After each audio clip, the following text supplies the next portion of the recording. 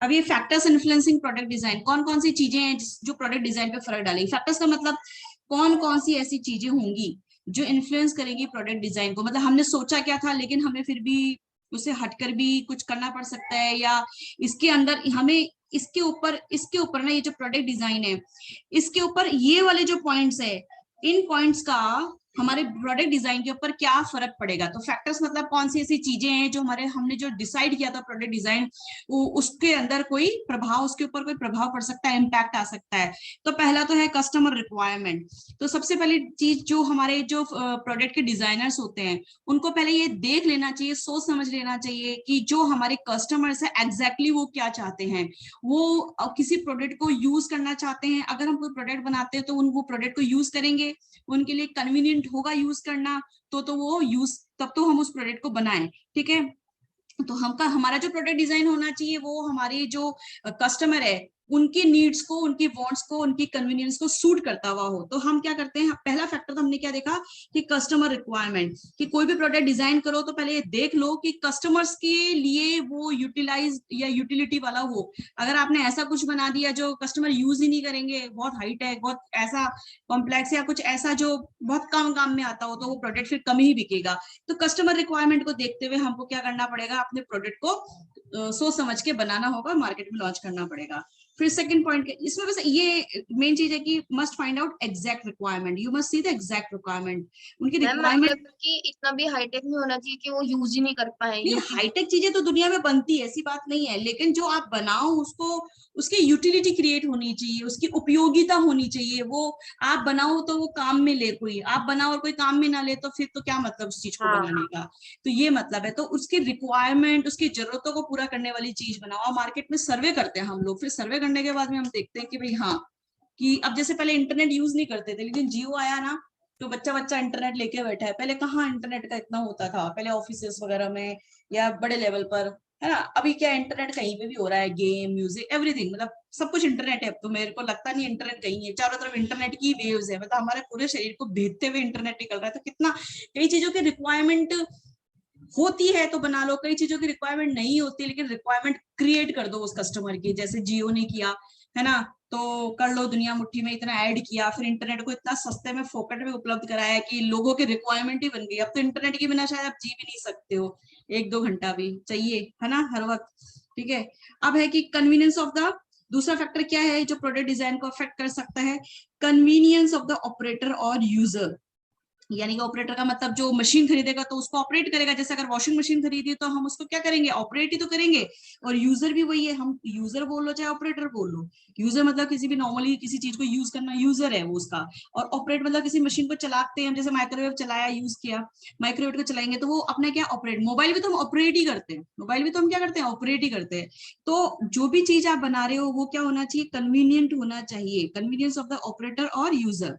ठीक है, इस तरीके का होना चाहिए। किस तरीके का होना चाहिए, कन्वीनियंस के हिसाब से होना चाहिए। मतलब आप जो भी प्रोडक्ट बनाएं, they are convenient and comfortable to operate और यूज। ये थर्ड पॉइंट यहाँ आ गया, इसको हम बाद में देखते हैं। फिर उसके बाद में, इसको बाद में देख लेंगे। फिर लास्ट नेक्स्ट पॉइंट देखते हैं, टाइप्स ऑफ मटेरियल यूज। अब कोई भी प्रोडक्ट आप बनाते हैं, ठीक है, उस प्रोडक्ट को बनाने के लिए आपको कोई ना कोई प्रकार का रॉ मटेरियल चाहिए। तो आप ये देखो कि जो रॉ मटेरियल सब लोग यूज करते हैं वही रॉ मटेरियल हम लोग यूज करें, या कुछ कुछ हटकर उससे हम कोई नया रॉ मटेरियल यूज करें, तो शायद हमारा प्रोडक्ट कुछ नया उभर के आए। तो हमें देखना है पड़ेगा कि भाई आपके पास में कोई नया डिस्कवरी ऑफ न्यू और बेटर मटेरियल्स भी क्या हो सकता है अवेलेबल, जिससे आप अपना प्रोडक्ट को क्या कर सके, और इम्प्रूव कर सके। तो मटेरियल का भी इम्पैक्ट हमारे प्रोडक्ट डिजाइन पे पड़ता है। अगर मान लो मटेरियल लेस क्वांटिटी में अवेलेबल है, तो फिर आप क्या करोगे, उस प्रोडक्ट को नहीं बना पाओगे। तो मटेरियल की अवेलेबिलिटी और मटेरियल का टाइप और क्वालिटी, उसका भी हमारे प्रोडक्ट डिजाइन पे फर्क पड़ता है। ठीक है, तो हमको मटेरियल का भी पूरा ध्यान रखना पड़ता है, मैम क्योंकि फर्स्ट और सेकंड पॉइंट में फर्क क्या है? फर्स्ट पॉइंट में तो कस्टमर नीड्स हो गया, और सेकंड पॉइंट के अंदर देखो, पूरा रीड कर लेते हैं, सेकंड पॉइंट भी देख लो। The industrial product such as machines हुई, टूल्स हुई, should be so design that they are convenient and comfortable to use. मतलब आपका कोई भी प्रोडक्ट हो, चाहे वो मशीन्स भी हो, चाहे वो टूल्स भी हो, तो उनको भी क्या करना चाहिए, इस तरीके से डिजाइन करना चाहिए कि वो भी क्या कर सके, उनको, इजी टू यूज। हाँ, इजी टू यूज, उनको चलाना, ऑपरेट करना आसान हो। उनको चलाना और ऑपरेट करना भी आसान आसान हो। ठीक है, कोई भी ऊपर प्रोडक्ट हो। हाँ, ऊपर वाले पॉइंट में ये है कि भाई ऐसी चीजें बनाओ जो वो उनकी नीड को, यूटिलिटी को पूरा कर पाए कस्टमर उनकी की, है ना। आवश्यकताओं को, ये तो अपनी आवश्यकताओं को पूरा करता हुआ हो। ठीक है, हम्म। और ये उनके लिए यूज करना आसान हो। क्या ठीक हो? है मैम। आसान हो। ठीक है, हाँ मैम। अभी एक पॉइंट यहाँ पे भी था कि ट्रेड ऑफ, इसको मैं अलग कलर से बताती हूँ। एक थर्ड पॉइंट यहाँ दब गया कि trade off between functions and form. Trade off between function and form, तो एक तो वर्ड है फंक्शन और एक वर्ड है अपना फॉर्म। तो ये क्या कहता है कि जो प्रोडक्ट आप डिजाइन करें, that design should combine both performance and aesthetics. Aesthetics का मतलब हमेशा लुक्स से समझना कि उसका जो अपीयरेंस है वो देखने में कैसी है कोई चीज, वो एस्थेटिक्स कहलाते हैं। ठीक है, तो आप जो भी प्रोडक्ट डिजाइन करो उसकी परफॉर्मेंस भी बहुत अच्छी होनी चाहिए, यानी कि वो काम का होना चाहिए, है ना, वो परफॉर्म करे किसी के लिए, वो किसी के लिए यूजफुल हो, यूटिलिटी क्रिएट करता हुआ हो, और उसका लुक्स भी अच्छा हो। तो अगर कोई चीज ऐसे लेके आएंगे ना जो देखने में भी बहुत सुंदर हो और जो काम भी बहुत अच्छा करता हो, मोस्टली जैसे हमारे मोबाइल होते हैं, हमारी कोई अदर चीजें होती हैं, तो हम लुक्स पे तो पहले ही मर मिटते हैं कि देखो लुक्स अच्छे हैं तो फिर वो चीज कितनी अच्छी होगी। बैलेंस होना चाहिए दोनों में। दोनों के बीच में ट्रेड ऑफ होना चाहिए, यानी कि बैलेंस होना चाहिए। Very correct.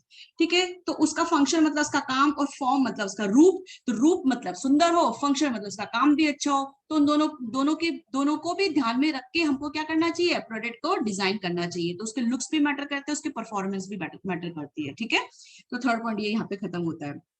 फिर टाइप्स ऑफ मटेरियल हमने डिस्कस कर लिया। गुड मटेरियल होगा तो गुड प्रोडक्ट डिजाइन होगा, लो क्वालिटी होगा तो आपका प्रोडक्ट का क्वालिटी भी अच्छा नहीं बन के आएगा। ठीक है, तो मटेरियल भी आपका एक मेन मुद्दा है जो हमारे प्रोडक्ट को डायरेक्टली अफेक्ट करता है। वर्क मेथड्स एंड इक्विपमेंट्स, फिर इसके अलावा क्या है कि designer must keep abreast of improvements in work methods, process, equipment, design in the products to make use of the latest technology and manufacturing process to achieve reduction in cost. इसमें मोटा मोटा क्या कहा गया है कि आपको क्या करना है, जैसे आप कोई भी चीज बनाते हो, जैसे आपने लैपटॉप बनाए, चाहे आपने मोबाइल्स बनाए, जैसे आप वॉशिंग मशीन बना रहे हैं, चाहे प्रिंटर्स बना रहे हैं, तो मतलब जब उस चीज को बनाओ तो उसका जो क्वालिटी, जो टेक्नोलॉजी है ना, वो आप लेटेस्ट यूज करना। क्या यूज करना? Use the latest technology and manufacturing process. तो तो मैम मटेरियल भी अच्छा यूज करें और टेक्नोलॉजी भी अच्छी यूज करें। टेक्नोलॉजी भी आप एडवांस यूज करो और मैन्युफैक्चरिंग प्रोसेस भी इस तरीके का यूज करना चाहिए, ताकि ओवरऑल जो आपका प्रोडक्ट का जो कॉस्ट है वो क्या हो जाए, कम हो जाए। ओवरऑल कॉस्ट क्या हो जाए, यहाँ पे कम हो जाए। आप कॉस्ट कैसे कम कर सकते हैं? अगर आप पुराने ढर्रे की मशीनें इस्तेमाल करोगे तो क्या आपकी परफॉर्मेंस, आपका प्रोडक्ट उस लेवल का होगा जो कॉम्पिटिटर आपसे हाई लेवल टेक्नोलॉजी यूज करके बना लेता है? बताओ। जैसे हमने एग्जांपल दिया, अगर गांव में आज भी चूल्हे पे खाना बन रहा है और आप शहरों में अगर गैस कुकिंग पे यूज कर रहे हो, तो आप बताओ कि which is the fast mode और which is reducing your cost? बताओ। मैम वो चूल्हे जो यूज कर वो चूल्हा यूज करना अर्बन है, एरिया में। तो अर्बन एरिया का जो है अपना लेटेस्ट टेक्नोलॉजी जो है एकदम ने वो यूज किया, प्लस वो आपका काम भी फास्ट करता है। वो मैन्युफैक्चरिंग प्रोसेस यानी कि जो और आपका, वो हेल्थ के लिए इंजूरियस भी नहीं होता और वो हाँ, होता है। तो हेल्थ के लिए वो डेंजरस नहीं है, सेफ्टी भी है। तो मैन्युफैक्चरिंग प्रोसेस यानी कि जो उस चीज को बनाएगा वो प्रोसेस भी क्या होना चाहिए, आपका इम्प्रूव्ड होना चाहिए। तो हमारी जो हम जो कुकिंग गैस यूज कर रहे हैं in urban area, that is क्या है, एडवांस लेवल, एडवांस प्रोसेस है ना, वो एडवांस मशीन्स हैं। वो हमारे वर्क को क्या करता है, इम्प्रूव करता है। क्या करता है? हमारे वर्क को इम्प्रूव करता है, और कॉस्ट भी कम आती है। लेकिन जैसे आप सोचोगे कि अगर 1000 रुपए का कोई सिलेंडर आ रहा है, उसकी कॉस्ट बहुत ज्यादा है, लेकिन गाँव में तो फ्री में लकड़ियां मिलती है। लेकिन आप सोचो उसके वजह से जो पॉल्यूशन क्रिएट हो रहा है, जो पॉल्यूशन क्रिएट हो रहा है, वो पॉल्यूशन की कॉस्ट देखो तो that is too much then this 1000 रुपया। राइट? आपकी हेल्थ भी खराब होती है। स्मोक क्रिएट होता है चूल्हे पे, क्या होता है, स्मोक, धुआं क्रिएट होता है, which is not good for health. ठीक है, you inhale affects your lungs. ठीक है, दूसरा आपके एनवायरमेंट को भी वो चीज क्या करती है, अफेक्ट करती है। तो कॉस्ट वाइज हम देखें जो, तो रिड्यूस कॉस्ट कब होगी? अगर आप एडवांस टेक्नोलॉजी काम में लेते हो तो your cost is definitely reduce होगी। ठीक है, मैम ये ब्रेस्ट का मतलब क्या है? अब्रेस्ट का मतलब कुछ नहीं है, अब्रेस्ट का मतलब इम्प्रूवमेंट ही है। ठीक है, अब्रेस्ट का मतलब इम्प्रूवमेंट ही है। ठीक है जी।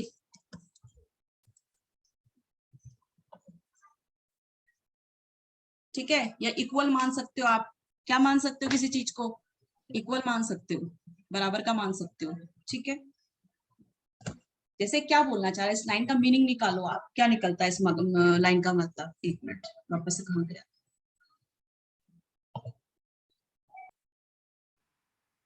तो अपना कुल मिलाकर क्या है कि जो आप जो भी मेथड यूज करोगे दैट इज एडवांस मेथड्स, ठीक है। जो भी इक्विपमेंट यूज करोगे वो भी क्या करोगे, लेटेस्ट यूज करोगे, ठीक है। तो उनके बीच में क्या होना चाहिए, बराबर का क्या होना चाहिए, उसके बीच में भी बैलेंस बनना चाहिए। Designer must keep abreast of improvement in work, ठीक है।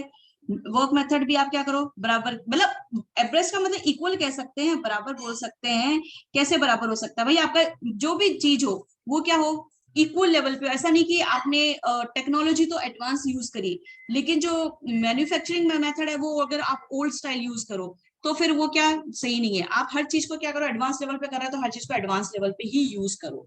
दैट वुड बी अपना वर्क मेथड एंड इक्विपमेंट का इक्वलिटी। मशीन्स भी अच्छी यूज करो और मटेरियल भी मतलब अच्छा वाला यूज करो।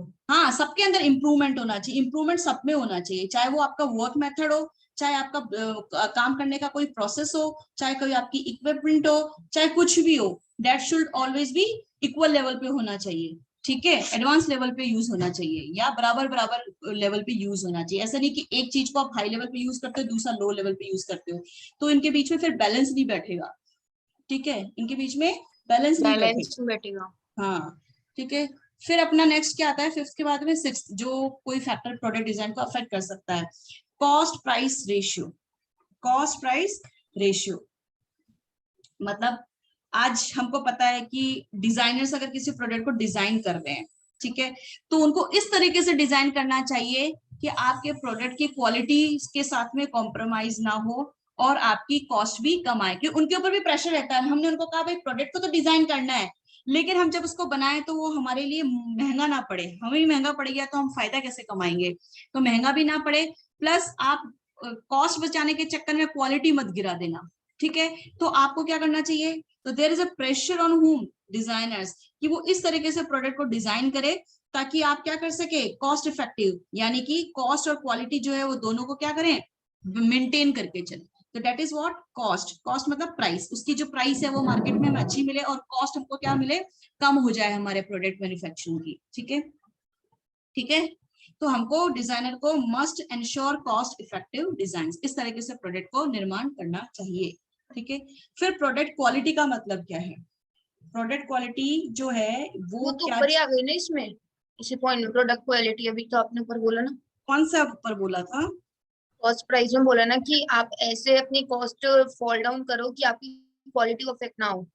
हाँ, तो क्वालिटी का इफेक्ट का मतलब क्या होता है कि अगर आप किसी मतलब हमने किसी को टारगेट दे दिया कि सस्ता कॉस्ट रॉ कम आनी चाहिए। मटेरियल यूज मत करो, लाइक बहुत ज्यादा खराब मतलब क्वालिटी का है, मतलब वो। ऐसा भी प्रोडक्ट मत डिजाइन करते ना जो हमको बनाना महंगा पड़े, यानी कि आप उसको मतलब बनाना महंगा ना पड़े, यानी कि हाई टेक्नोलॉजी यूज कर लोगे, हाई मटेरियल यूज कर लोगे, ठीक है, ज्यादा टाइम कंज्यूम होने वाला यूज कर लोगे तो कॉस्ट ज्यादा आ जाएगी। कॉस्ट ज्यादा आ जाएगी तो फिर हम क्या सोचेंगे यार, महंगा पड़ रहा है तो लो लेवल का मटेरियल यूज करें क्या, तो लो लेवल मटेरियल यूज कर लिया कॉस्ट बचाने के चक्कर में, तो फिर क्या हो जाएगा, प्रोडक्ट क्या है, खराब, ठीक है। अब प्रोडक्ट क्वालिटी को अलग से देखो, यहाँ पे सिर्फ कॉस्ट कॉस्ट समझना है, यहाँ पे हमको प्रोडक्ट क्वालिटी समझना है, नेक्स्ट में स्पेशली प्रोडक्ट क्वालिटी समझना है। तो क्या कहता है कि product quality partly depends on quality of design, partly depends on quality of design, partly on quality of conformance. Conformance का मतलब क्या होता है, कन्फॉर्मेंस का मतलब एक रूप, कन्फॉर्मेंस का मतलब एक रूप, कन्फॉर्मेंस का मतलब क्या होता है, एक समान, एक रूप, ठीक है। जैसे आपका जो प्रोडक्ट का क्वालिटी है वो क्वालिटी ऑफ डिजाइन, यानी कि प्रोडक्ट का डिजाइन हमने कैसा बनाया है, और दूसरा प्रोडक्ट का जो कन्फॉर्मेंस है, क्वालिटी ऑफ कन्फॉर्मेंस मतलब जो हम मेंटेन करते थे पहले से क्वालिटी, उससे लेवल नीचे ना आए। जो भी प्रोडक्ट का क्वालिटी हम मेंटेन करना चाहते हैं, जो पहले से हमने सोचा है उससे भी कॉस्ट बचाने, जैसे हमने कहा ऊपर कॉस्ट बचानी है, तो कॉस्ट बचाने के चक्कर में या ज्यादा से ज्यादा प्रोडक्शन करने के चक्कर में हमको प्रोडक्ट की क्या नहीं करनी चाहिए, क्वालिटी को, लेवल को डाउन नहीं करना चाहिए। अगर कोई जो भी लेवल था 80% लेवल था हमारा किसी का, तो उससे नीचे लाके नहीं करना है किसी काम को, ठीक है जी। हाँ मैम।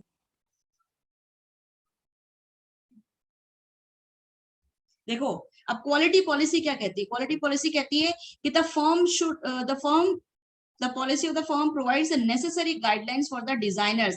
हम क्या करें, गाइडलाइन दे रहे हैं डिजाइनर्स को regarding the extent to which quality should be built in the designing. मतलब किस हद तक हम क्वालिटी को हमें मेंटेन करके चलना है, ठीक है, किस हद तक, किस लेवल तक हमको क्वालिटी मतलब को एक स्टैंडर्ड सेट कर दिया कि इससे नीचे तो नहीं गिरना, इससे ऊपर से आ सकते हो। एग्जैक्टली, ठीक है।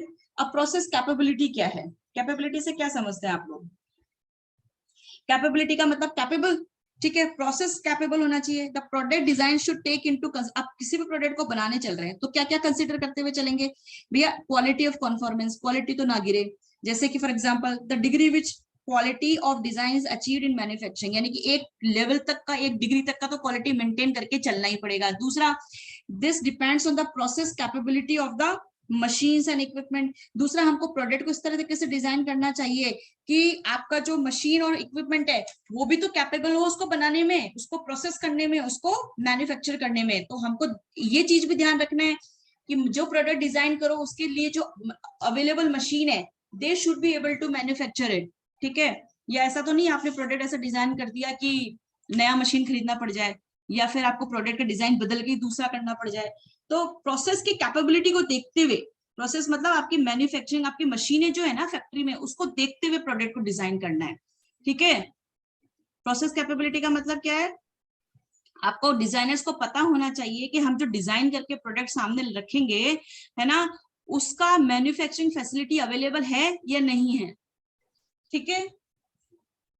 मैम आपका एक बार आपका जो मटेरियल है, चाहे आपका मशीन्स है ना, उनको हम प्रोसेस बोल रहे हैं। तो मटेरियल और मशीन्स आपके पास में किस तरीके के अवेलेबल है, तो उनकी अवेलेबिलिटी के हिसाब से आपको क्या करना चाहिए, अपने प्रोडक्ट को डिजाइन करना चाहिए, ठीक है।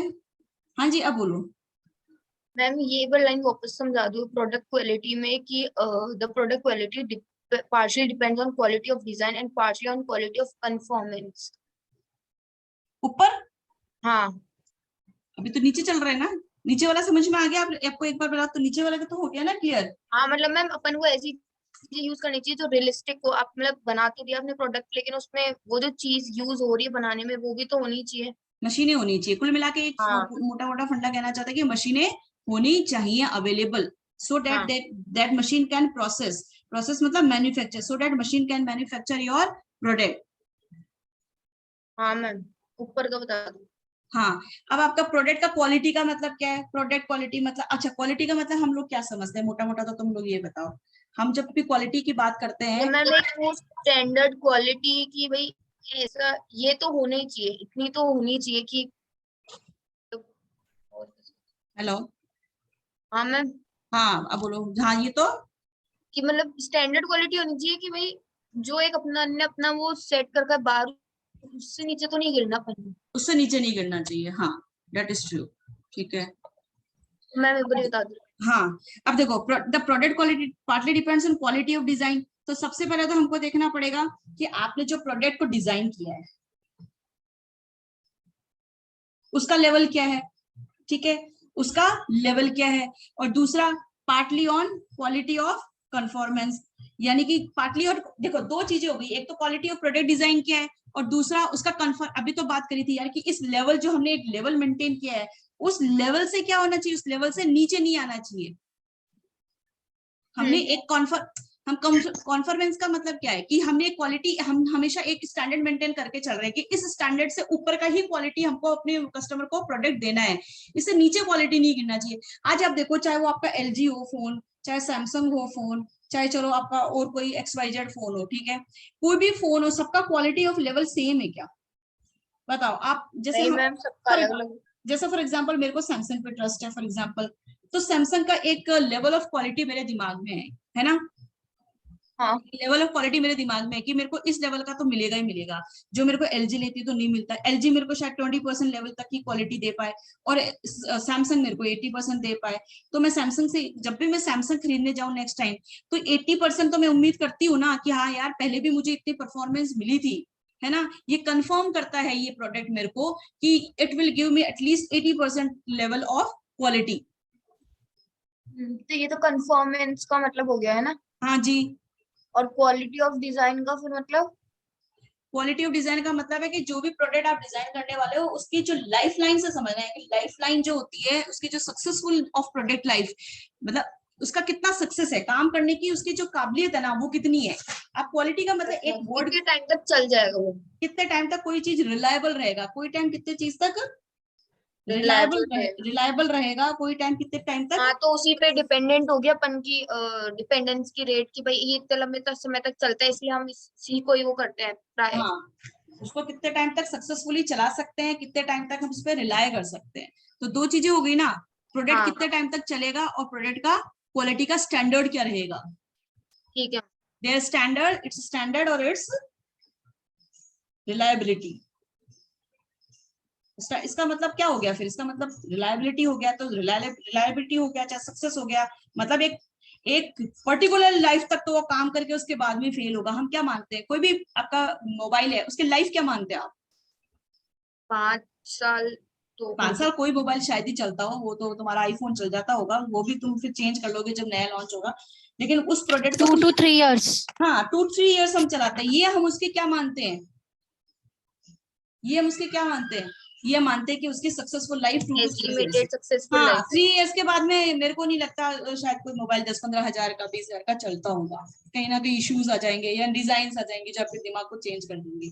तो वो अलग बात है कि हमारे जो दादा दादी या थोड़े ओल्ड एजेड पर्सन हैं, वो किसी चीज उनकी लाइफ में ये रहता है कि वो लोग 100 साल 50 साल चीजों को चलाते हैं, तो दे थिंक कि कोई भी चीज लाए उसकी 3 इयर्स की लाइफ नहीं, वो 10 इयर्स तो चलना चाहिए। तो इतनी कोई चीज को आप यूज करते करते कितने दिन खींच पाओगे, वो भी तो उसकी डिपेंड करता है क्वालिटी ऑफ डिजाइन को, ठीक है, उसकी लाइफ पे। तो प्रोडक्ट क्वालिटी का मतलब इतना ही है बड़ा बड़ा।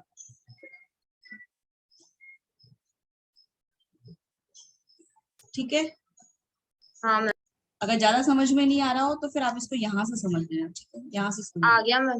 ठीक है। Effects on existing products. Effect on existing product का मतलब नया प्रोडक्ट कुछ मार्केट में लॉन्च करने वाले हो, उसके लिए आपने नया प्रोडक्ट डिजाइन करा है, तो पुराने वाले प्रोडक्ट जो ऑलरेडी आपके मार्केट में चल रहे हैं उसको रिप्लेस करना पड़ेगा क्या। तो new product design while replacing the existing product design, है ना। अब नया लेके आके पुराना हटाओगे, होता है ना, आईफोन करेगा या कोई कंपनी क्या करती है कि नई चीज लॉन्च करने से पहले पुरानी को मार्केट से हटवा देती है, ठीक है। That must take into consider the use of standard parts and components.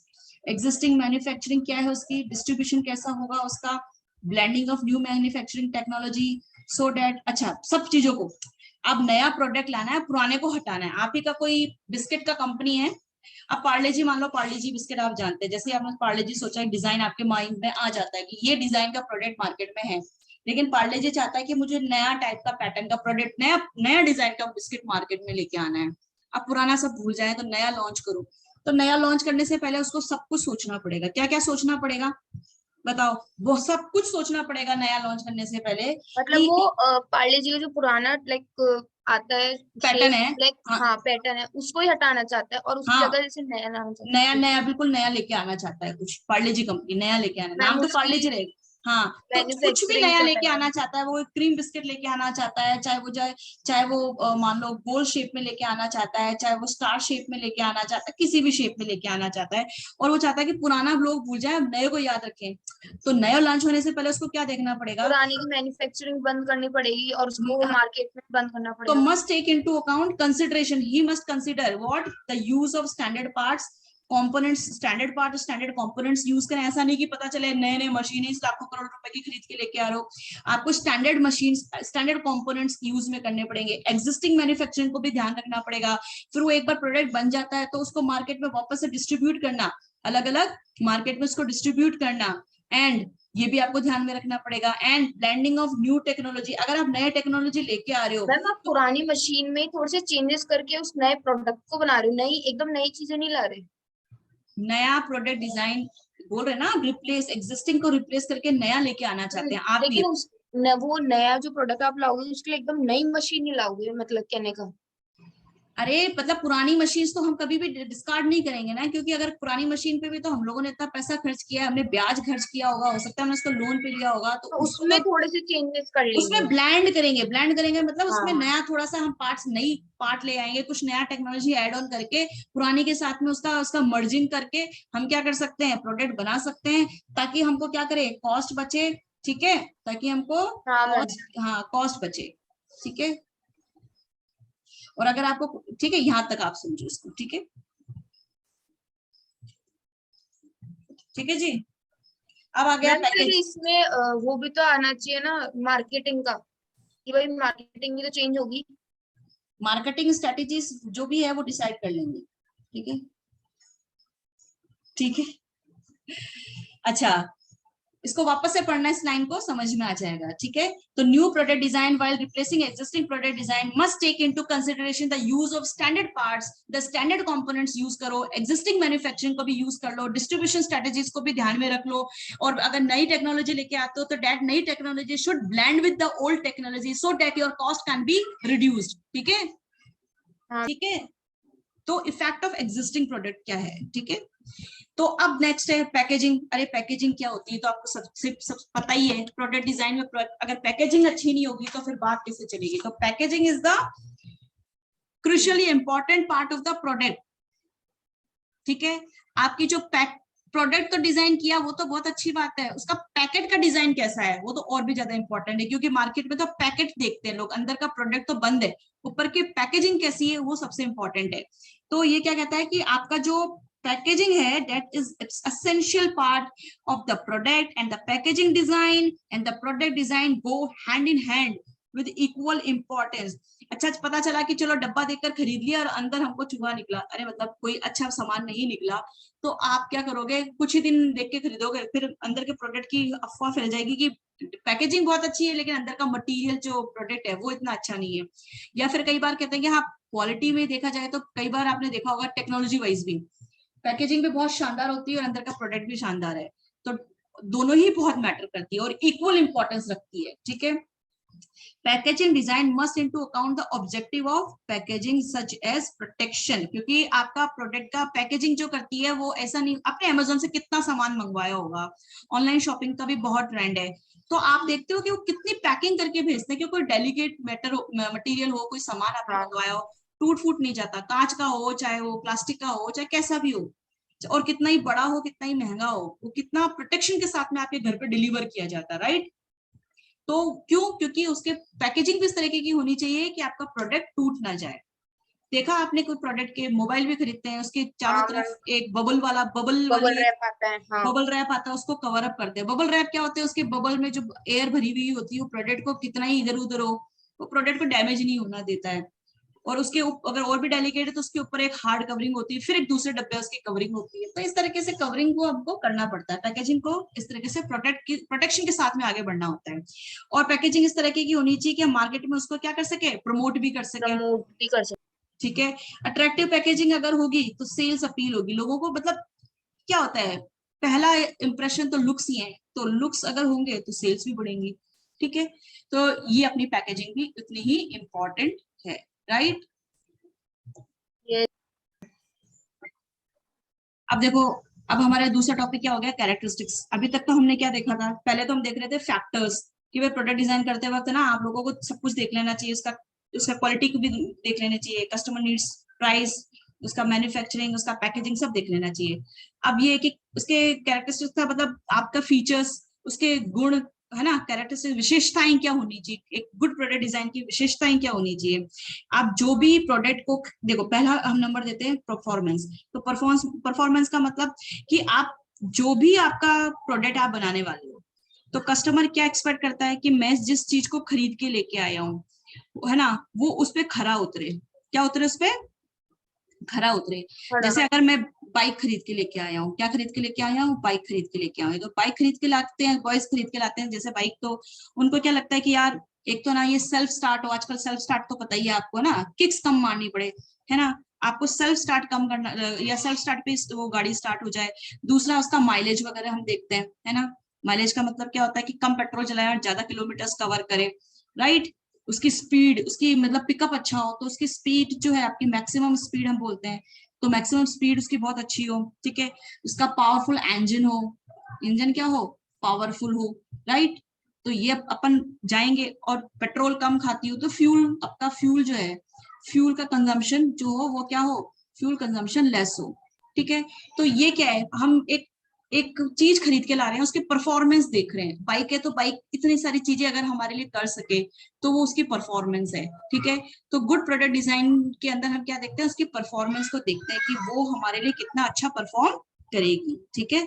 तो एक विशेषता तो हम ये देखते हैं। दूसरी विशेषता हम क्या देखते हैं, किसी भी गुड प्रोडक्ट डिजाइन का दूसरी विशेषता क्या होनी चाहिए, अपीयरेंस। अपीयरेंस का मतलब होता है कि भाई बाइक खरीद के लाए तो बड़ी स्टाइलिश बाइक थी, राइट, स्टाइलिश बाइक है, उसका कलर जो है वो कई कलर्स में अवेलेबल है, अगर मतलब 3-4 कलर्स की जगह अगर 12 कलर्स में अवेलेबल है मान लो, तो आपके लिए और अच्छा चॉइस है, ठीक है। आपका जो फील, मतलब फील गुड फील जो होता है ना, गुड फील जिसे हम कहते हैं, वो उसके साथ में आए, ठीक है। तो हम क्या करते हैं, किसी चीज को देखकर हमारा दिल, Satisfaction.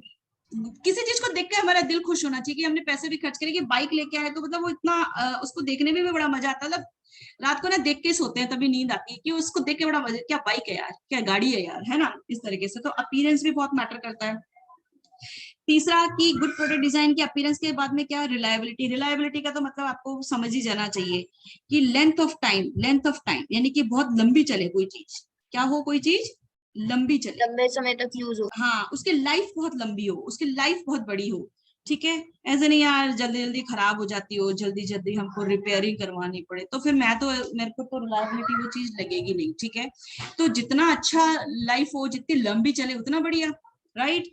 फिर उसके बाद में हम, और विशेषता क्या हो सकती है एक अच्छे प्रोडक्ट डिजाइन की या अच्छे प्रोडक्ट की, अवेलेबिलिटी। अवेलेबिलिटी का मतलब क्या है कि आपने कोई प्रोडक्ट, मान लो बाइक का कोई पार्ट खराब हो जाता है तो वो उसको कहीं पे भी किसी शॉप पे उसका पार्ट अवेलेबल हो, क्या हो, उस पार्ट का, उस बाइक का कोई पार्ट है वो कहीं पे भी क्या हो, अवेलेबल हो। अवेलेबिलिटी का मतलब क्या होता है, आप प्रोडक्ट को दोबारा खरीदने गए तो वो मार्केट में इजीली अवेलेबल हो जाए, पता चला आप रहते राजस्थान में हो लेकिन मंगाना दिल्ली से पड़ रहा है या मुंबई से मंगाना पड़ रहा है, तो अवेलेबिलिटी भी अच्छी हो तो बहुत अच्छी विशेषता। तो गुड का मतलब क्या है, वो गुड प्रोडक्ट डिजाइन तब है जो अवेलेबल हो सब जगह, ठीक है, ओके। फिर उसके बाद में मेंटेनेबिलिटी का मतलब क्या होता है, मेंटेनेबिलिटी का मतलब क्या होता है कि अगर एक बार कोई चीज खराब होती है तो उसको मेंटेन करना भी, यानी कि आसानी से रिपेयर हो जाए, है ना, क्या हो जाए, आसानी से रिपेयर हो जाए। दूसरी बार, पहले तो बात तो वो मेंटेन का मतलब एक तो वो खराब ही नहीं होती हो, तो हाईली मेंटेनेबल है। अगर कोई चीज पहली बात तो खराब ही ना हो तो इसका मतलब वो हाईली इसकी मेंटेनेबल है, मेंटेनेंस कॉस्ट भी कम है. हाईली मेंटेनेबल है। अगर वो खराब होती है तो उसके रिपेयर आसानी से हो जाए और सस्ती हो, ठीक है। जैसे फॉर एग्जांपल अगर हम कार खरीदने जाते हैं तो कार में ना मारुति का नाम आज भी बड़ा है। मारुति का नाम आज भी क्यों बड़ा है, इसलिए बड़ा है कि एक तो मारुति सस्ती चीजें, सस्ती कारें बनाता है इन कंपैरिजन टू अदर्स, ठीक है। दूसरा, मारुति का पार्ट आपको कभी भी कहीं पे भी छोटे से छोटा वर्कशॉप होगा या कहीं आप छोटे इलाके में भी हो तो भी उसका पार्ट अवेलेबल हो सकता है आपको। लेकिन आप कोई बाहर की कंपनियों जो है उनको अगर आप उनकी गाड़ी आप खरीदते हो और आपकी गाड़ी खराब होती है तो आपको वेट करना पड़ सकता है, पार्ट इजीली अवेलेबल होना, या उसका इंजन खराब होता है तो इंजन अगर आपको रिप्लेस कराना पड़ा तो उसके लिए आपको वेट करना पड़ सकता है। तो मेंटेन करना आसान हो जिस चीज को, जिसको इजी हो रिपेयर करवाना, ठीक करना, कॉस्ट जिसकी सस्ता पड़े, तो वो चीज सबसे बेस्ट है ना। तो मैं तो मारुति को बेस्ट मानती हूँ, ठीक है।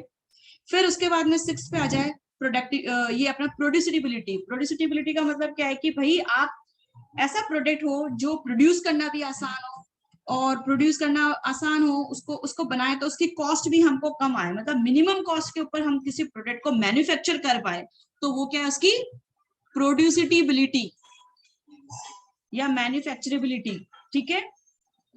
अरे प्रोड्यूस करना जिसको आसान हो, कॉस्ट जिसकी कम आए प्रोड्यूस करने पे, डेट इज क्या होता है, गुड प्रोडक्ट डिजाइन की एक विशेषता, ठीक है। 7 नंबर पे हम बोल रहे हैं कि सिंप्लीफिकेशन। मैम एक बार सिंप्लीफिकेशन, ये वापस बता दो, प्रोड्यूसिबिलिटी. यार ये पहले भी आपको नहीं समझ में आया था ना। प्रोड्यूस का मत, प्रोड्यूसिबिलिटी वर्ड प्रोड्यूस वर्ड से बना है, किससे बना है, इजीली टू प्रोड्यूस हो. हाँ, मतलब जिसको मैन्युफैक्चर करना, बेटा जिसको मैन्युफैक्चर करना क्या हो, इजी इजी हो, हो. इजी हो, with ma'am less cost. Cost efficiency होगी ना इसमें? हाँ, कॉस्ट एफिशिएंसी भी होगी विद लेस कॉस्ट। ठीक है, मतलब जब हम रॉ मटेरियल देखें तो रॉ मटेरियल इजीली अवेलेबल हो जाए, तो आप मैन्युफैक्चर उसके जो प्लांट है उसी प्लांट के ऊपर आप अलग अलग डिजाइन में बना के आप क्या कर सकते हो, कार लॉन्च कर सकते हो।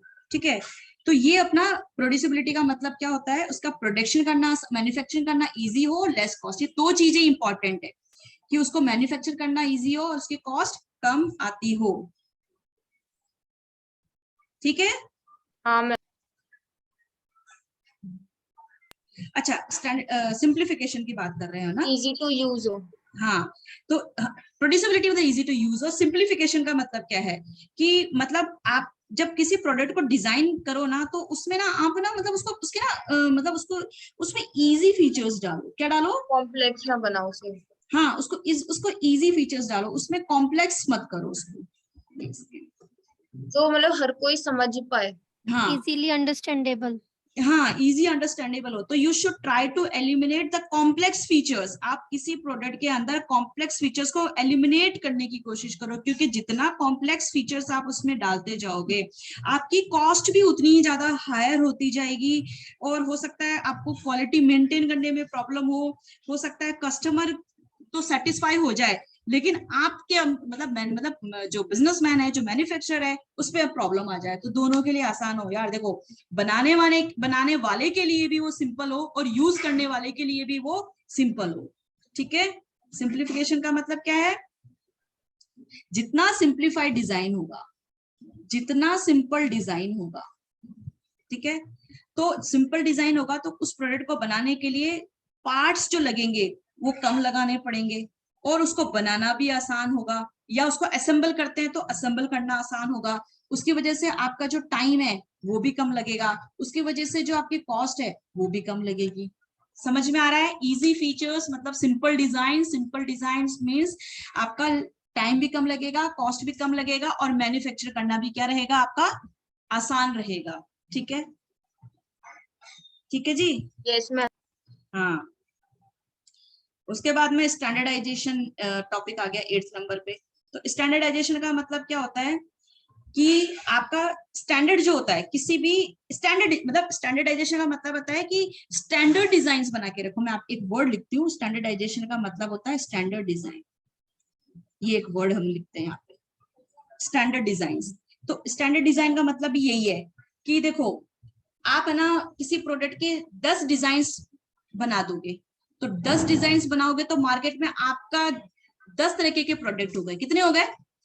आप जितने डिजाइन बनाओगे उतने प्रोडक्ट्स आपके मार्केट में हो गए। आपने अगर 5 डिजाइन बनाए किसी प्रोडक्ट की, तो आप ये समझो कि 5 प्रोडक्ट आपके मार्केट में लॉन्च हो गए कि नहीं हो गए विद डिफरेंट डिजाइन। अगर सैमसंग अपना कोई अच्छा, सैमसंग के एक ही है क्या डिजाइन मार्केट के अंदर? बताओ। नहीं मैम। कई डिजाइन है। तो जितना आप डिजाइन लॉन्च करोगे, है ना, उतना ही ज्यादा वैरायटी आप क्रिएट करोगे। और जितना आप वैरायटी क्रिएट करोगे उतना ही आपको कॉस्ट ज्यादा आने वाली है। और अगर आपको कॉस्ट ज्यादा आने वाली है तो आपकी मैन्युफैक्चरिंग कॉस्ट बढ़ जाएगी, आपका प्रोडक्शन उतना ही ज्यादा होगा। तो आपको हो सकता है कि आपको प्रॉफिट्स कम हो, क्योंकि क्यों मैम? आप ज्यादा प्रोडक्ट बना रहे हो तो अलग अलग टाइप के अलग अलग प्रोडक्ट बिकेंगे भी तो सही, प्रॉफिट भी तो बढ़ेंगे। बिकेंगे तो सही। हो सकता है नंबर 1 तो आपका लेस बिकता हो, नंबर 2 की सेल्स बहुत ज्यादा हो, नंबर 3 की स्टैंडर्ड में हाँ हो, वो तो है। Average sales. तो इस प्रकार से आपके ना लाइफ में ना शेयर मार्केट की जैसी चीजें हो जाएंगी फिर आपके पास में, कि कोई बहुत ज्यादा है, कोई बहुत कम है। जो ज्यादा है बहुत अच्छा है, लेकिन जो कम है उसका क्या करोगे फिर? तो स्टैंडर्ड डिजाइन का मतलब होता है कि keep less designs of your product so that you can reduce your cost and your time and you can maintain your और you can make your profit. ठीक है, अब देखो, अगर आपने ज्यादा डिजाइन मार्केट में लॉन्च कर दी ना, जो कस्टमर होगा ना, आपका जो कस्टमर होता है उसके पास में ज्यादा चॉइसेस हो जाती है। क्या हो जाती है? ज्यादा चॉइसेस हो जाती है। और ज्यादा चॉइसेस हो जाती है तो फिर वो उनमें से जो उसको ज्यादा अपील करेगा वो उसी को ज्यादा खरीदेगा। तो जो कम वाले पे आपने इतना मेहनत किया है यार, उसको मैन्युफैक्चर किया, उसका क्या होगा? ठीक है। तो उसका जो टाइम लग गया, उसका जो कॉस्ट लग गया, उस पर जो खर्चा लग गया, उस पर जो इतने पैसे लग गए, वो तो हमारे वेस्ट हो गए ना। मतलब अगर अगर आपका कोई प्रोडक्ट के अंदर प्रोडक्ट नंबर 2 और प्रोडक्ट नंबर 3 बेस्ट चल रहा है, तो बाकी के 3 प्रोडक्ट हैं उनका तो सारा पैसा वेस्ट है ना। तो इससे अच्छा है आप कम रखो, बेहतर रखो, कम रखो, बेस्ट रखो, ठीक है।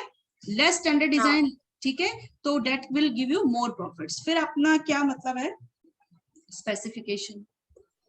स्पेसिफिकेशन क्या कहता है, आप स्पेसिफिकेशन से क्या समझते हैं? मतलब आपका कोई भी जो प्रोडक्ट बनेगा, ठीक है, उसका क्या होना चाहिए स्पेसिफिकेशन। हमको जैसे कल मैंने आपको एक एग्जांपल दिया था माइक्रोवेव का, आपने हाँ। फोटो देखा था। कि वो तो यूज करने के हाँ, लिए जो आपके जो माइक्रोवेव है, उस माइक्रोवेव की आपको स्पेसिफिकेशंस देनी होगी। जैसे इसकी लेंथ कितनी होनी चाहिए, हाँ उसकी हाइट कितनी होनी चाहिए, वेट कितनी उसका होनी चाहिए। वेट कितना होना चाहिए, ऐसे हम स्पेसिफिकेशंस दे रहे हैं कि उसका सरफेस एरिया कितना होना चाहिए, उसका वॉल्यूम कितना होना चाहिए, राइट। ऐसे हम क्या करते हैं उसकी स्पेसिफिकेशन देते हैं। स्पेसिफिकेशन देते हैं। हाँ, तो उसकी मतलब उसको स्पेसिफाई कर, डायमेंशंस हो गए मतलब। डायमेंशंस हो गए। तो ये जो स्पेसिफिकेशन होंगी, ये जो इसके फिजिकल मेजरमेंट होंगे, ये हम क्या करते हैं, ये हम तैयार करके किसको देंगे, प्रोडक्शन डिपार्टमेंट को देंगे। देंगे ना प्रोडक्शन डिपार्टमेंट को कि भाई इस तरीके का हमने प्रोडक्ट डिजाइन किया है जिसका ये क्या है स्पेसिफिकेशन है, और आपको क्या करना पड़ेगा एग्जैक्टली इसी हिसाब से आपको प्रोडक्ट को प्रोड्यूस करना पड़ेगा पड़ेगा। जिससे ठीक एक है, सेम वो है प्रोडक्ट। सेम सेम, ऐसा नहीं कि कोई मशीन हल्की सी बड़ी थी तो पैकेजिंग में पता चल रहा है वो फंस रही है, कोई चीज कम है तो इससे कस्टमर कंप्लेन आएगी। तो यस मैम। एग्जैक्ट स्टैंडर्ड पे स्पेसिफाइड। तो ये क्या होता है, इससे क्या होता है कि आप जब स्पेसिफाई करते हो तो आपके वेरिएशंस कम आते हैं। अगर आप किसी चीज को, आपकी रोटी हर बार सेम ही बनती है क्या? नहीं, क्योंकि रोटियां नाप नाप के नहीं बनाते। अगर काट काट के बनाई किसी ढक्कन से तो अलग बात है, बाकी आप रोटियां नाप नाप के नहीं बनाते। घर में मम्मी खाना बना रही है, सब्जी बना रही है, तो नाप नाप के नहीं बना रही है, ठीक है। तो स्पेसिफाई कर करके नहीं बना रहे हैं, तो उनकी सब्जी कभी आपने आलू की भी अगर खा ली होगी तो एक दिन कैसा टेस्ट आया होगा, तो दूसरे दिन अलग आया होगा, तो तीसरे दिन अलग। तो ये वेरिएशंस क्रिएट हो गया। क्यों? क्योंकि हो सकता है कि भाई अगर ठीक है 2 आलू को नाप के ही बनाएगी, 200 ग्राम आलू ही होंगे, तो इतना मसाला और इतना तो एग्जैक्टली सेम टेस्ट आएगा, जैसे रेस्टोरेंट वगैरह में होता है ना, एग्जैक्ट सेम टेस्ट आता है हर बार, ऐसा होता है। लेकिन कई बार क्या होता है आपके घर पे क्या वेरिएशन मिलता है, क्योंकि आपने स्पेसिफाई नहीं किया। जब आप स्पेसिफिकेशन करते हो तो प्रोडक्ट डिजाइन हमेशा हाँ सेम स्टैंडर्ड का निकलेगा, तो गुड प्रोडक्ट डिजाइन कहलाएगा। That is called its next characteristic. फिर उसके बाद में हम क्या कहते हैं सेफ्टी। सेफ्टी क्या मतलब है, प्रोडक्ट इस तरीके से बनाओ कि उसका एक्से होने वाले एक्सीडेंट्स क्या हो, ना हो, उसको हैंडल ये करना तो मैम आसान हो। ये इन हजारडियस गुड्स पे ही होगा ना, या जैसे ऐसे कुकर तो और इन चीजों में। कुकर है वो है, लेकिन वो इस तरीके से सेफ हो, मतलब अगर वो कुकर फटे ना तो उसके लिए इंस्ट्रक्शन लिखो मतलब कि वो हाँ वेरीफाइड होते हैं ना, उससे वेरीफाइड का वो होता है ना, उस पे सिंबल लगा हुआ टेस्टेड होता है ना। हाँ आईएसओ टेस्टेड वाला। आईएसओ स्टैंडर्ड्स पे। हाँ हाँ, वो होना उन चाहिए। जो उन पैमानों पे खरा उतरेगा वो उतना ही सेफ है, ठीक है। हम्म। तो आपकी सेफ्टी का मतलब आपका प्रोडक्ट इतना सेफ होना चाहिए यूजर को कोई एक्सीडेंट ना हो, ठीक है। उसको अगर जैसे सेफ का मतलब यूजर के लिए सेफ नहीं, आप उसको स्टोर करो तो सेफ हो, उसको हैंडल करो तो सेफ हो, उसको यूज करो तो सेफ हो, ठीक है। उसको पैकेज में अगर आपको ट्रांसपोर्ट करना है और पैकेट में डाल के भेजो तो भी वो सेफ हो, यानी कि उसको ट्रेवल और ट्रांसपोर्ट करना सेफ हो, ठीक है। हर तरीके से क्या हो, सेफ हो, ठीक है। हाँ ठीक है। ज्यादातर क्या होता है जैसे अगर कोई चीज ऐसी हो वो टूट जाए, तो जैसे अगर मान लो कोई आप कोई मरकरी, जैसे थर्मामीटर होता था पहले, पुराना थर्मामीटर होता था मरकरी वाला, याद है, कांच की नली सी होती थी।